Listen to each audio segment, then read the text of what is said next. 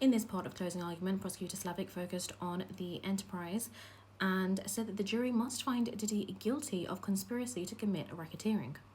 She told the jury that they must unanimously find that Diddy knowingly and willfully agreed that he or another member of the conspiracy would commit 2 racketeering acts. She said there is evidence of multiple acts committed by Diddy's enterprise.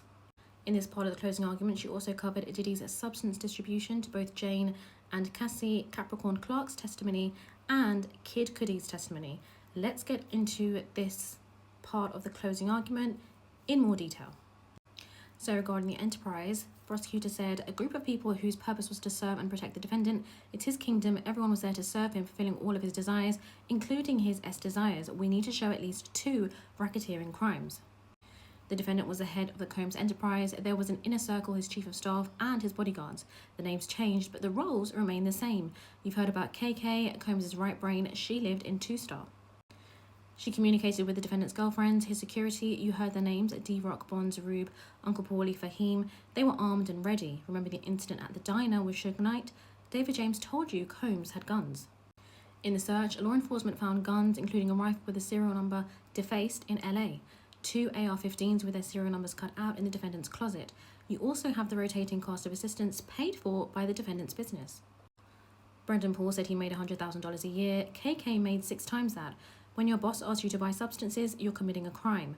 When you kidnap someone or lock his girlfriend in a hotel room after your boss stomped on her face, it's a crime. The law does not require us to know that they liked committing these crimes. You saw KK chiding the defendant to not be so reckless, but she got him cash, substances. She was a member of the enterprise. It impacted interstate commerce. Minimal is fine. Combs knowingly became a member. He was the boss. He was the through line. The racketeering acts: distribution of substances, kidnapping, arson, bribery, facilitating, trafficking of Cassie and Jane, forced labor, travel for commercial intimacy, cover-up. You only need to find that someone would commit 2 acts in any of these categories. It could be 2 acts of substance distribution, 1 kidnapping, just 2. You have far more than 2. Let's start with substances, an essential ingredient of freak-offs. The most involved were D-Rock, KK, and Fahim, but others helped keep the substance supply high. We're not talking about M, but what Brendan Paul called hard substances. There are stipulations of the substances found in the searches. CMOKA substance, GMMT, a combination dyed pink. It's 1305 and 1306. The quantities are not relevant. It's not an element of this crime.